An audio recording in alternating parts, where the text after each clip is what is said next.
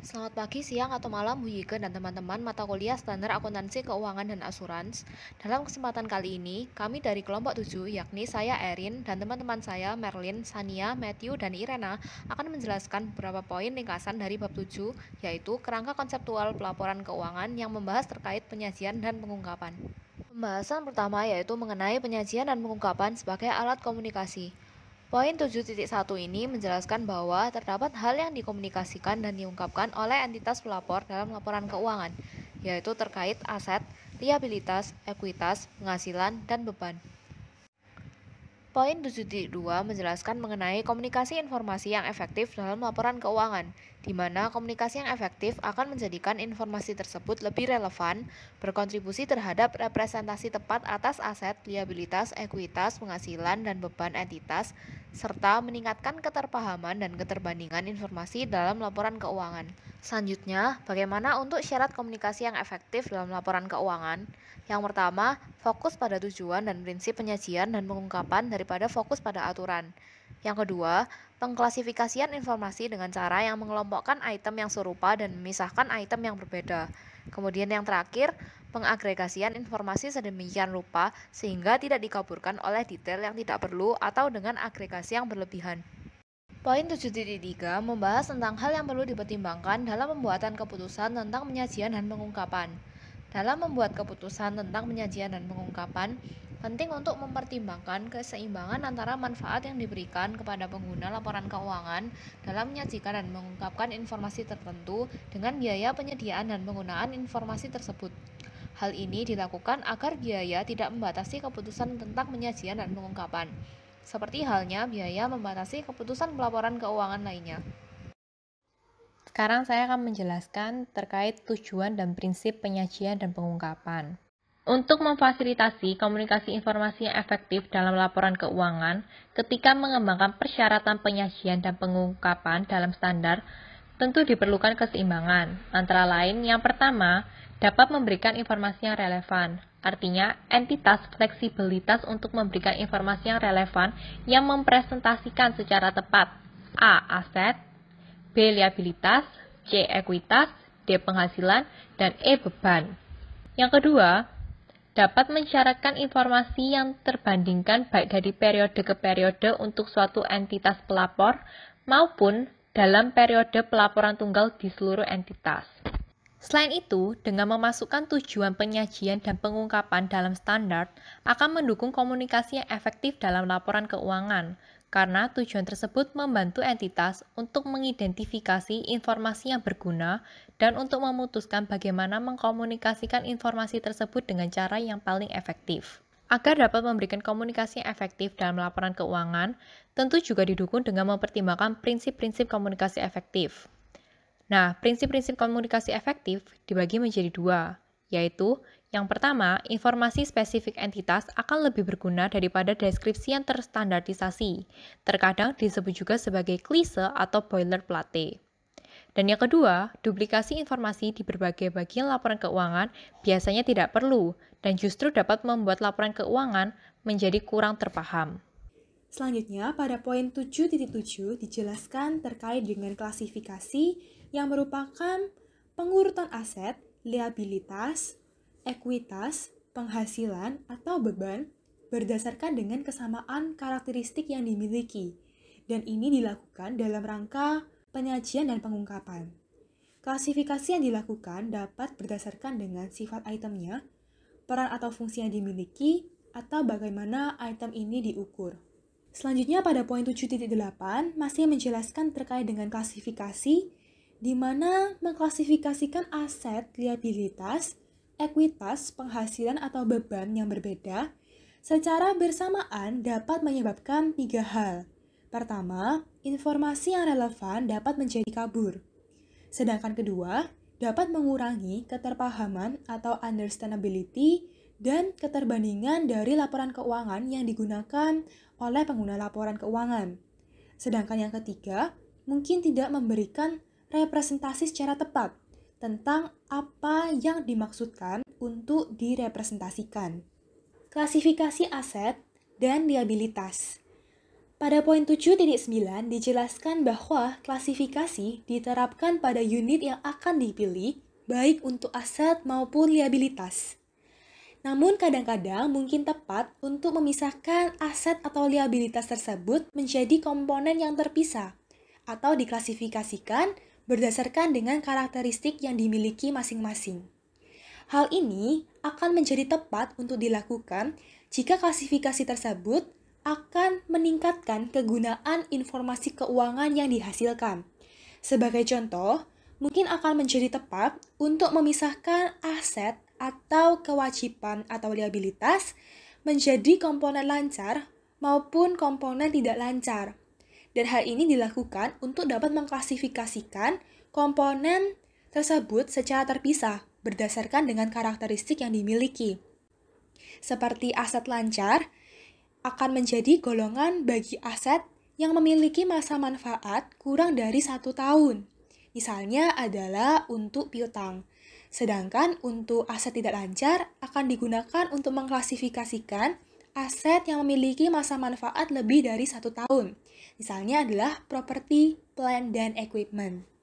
Selanjutnya pada poin 7.10 dijelaskan terkait dengan saling hapus.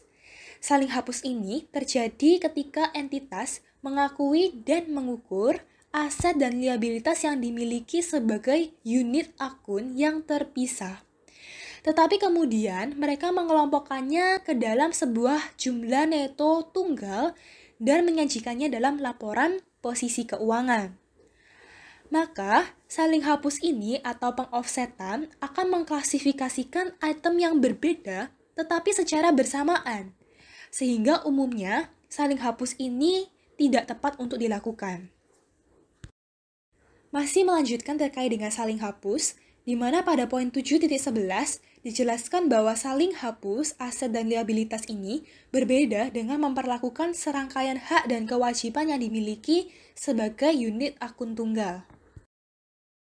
Pada poin 7.12 dijelaskan terkait dengan klasifikasi ekuitas, di mana untuk memberikan informasi yang berguna, mungkin perlu untuk mengklasifikasikan klaim ekuitas secara terpisah. Jika klaim ekuitas tersebut memang memiliki karakteristik yang berbeda. Selanjutnya pada poin 7.13 dijelaskan bahwa untuk memberikan informasi yang berguna, mungkin juga diperlukan untuk bisa mengklasifikasikan komponen ekuitas secara terpisah jika memang beberapa komponen itu memiliki atau dipengaruhi oleh persyaratan-persyaratan yang ada. Misalnya seperti persyaratan hukum, peraturan, atau persyaratan lain-lainnya.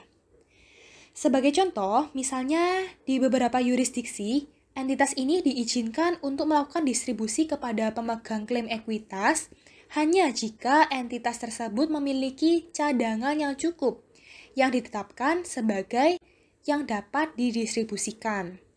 Maka, penyajian atau pengungkapan cadangan yang terpisah ini dapat menjadi informasi yang berguna bagi pengguna laporan keuangan.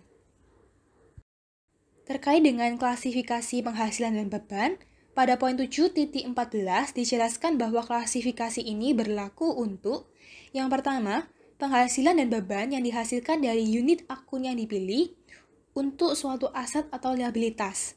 Sedangkan yang kedua adalah berlaku untuk komponen atau penghasilan dan beban jika komponen ini memiliki karakteristik yang berbeda dan diidentifikasikan secara terpisah. Sebagai contoh adalah perubahan nilai masa kini dari aset yang dapat mencakup dampak dari perubahan nilai dan akrual atas bunga. Dan hal ini akan menjadi tepat untuk dilakukan klasifikasi komponennya jika hal ini dapat meningkatkan kegunaan informasi keuangan yang dihasilkan. Nah, pada poin 7.15 dijelaskan bahwa penghasilan dan beban diklasifikasikan dan termasuk pertama dalam laporan laba rugi dan yang kedua di luar laporan laba rugi, yakni dalam penghasilan komprehensif lainnya. Laporan laba rugi merupakan sumber utama informasi tentang kinerja keuangan entitas untuk periode pelaporan. Laporan tersebut berisi total laba atau rugi yang memberikan gambaran ringkas atas kinerja keuangan entitas untuk periode tersebut. Pengguna laporan keuangan memasukkan total tersebut dalam analisisnya sebagai indikator utama kinerja keuangan entitas untuk periode tersebut. Untuk memahami kinerja keuangan entitas untuk periode tersebut, memerlukan analisis pada seluruh penghasilan dan beban yang diakui, termasuk penghasilan dan beban yang ada dalam penghasilan komprehensif lain. Selain itu, juga analisis atas informasi lain yang tercakup dalam laporan keuangan. Karena laporan laba rugi merupakan sumber utama informasi tentang kinerja keuangan entitas untuk periode tersebut, seluruh penghasilan dan beban pada prinsipnya dicakup dalam laporan tersebut. Dalam mengembangkan standar DSAK-IAI, dapat memutuskan dalam keadaan yang merupakan pengecualian bahwa penghasilan atau beban yang timbul dari perubahan nilai kini dari aset atau liabilitas harus dimasukkan dalam penghasilan komprehensif lain. Hal ini akan menghasilkan laporan laba rugi yang memberikan representasi tepat tentang kinerja keuangan entitas untuk periode tersebut. Penghasilan dan beban yang dimasukkan dalam laporan laba rugi timbul dari dasar pengukuran biaya historis. Juga berlaku ketika jenis penghasilan dan beban tersebut diidentifikasi secara terpisah sebagai komponen dari perubahan nilai kini dari aset atau liabilitas. Contohnya, jika aset keuangan diukur pada nilai kini dan penghasilan bunga diidentifikasi secara terpisah dari perubahan nilai lainnya, maka penghasilan bunga tersebut dimasukkan dalam laporan laba rugi.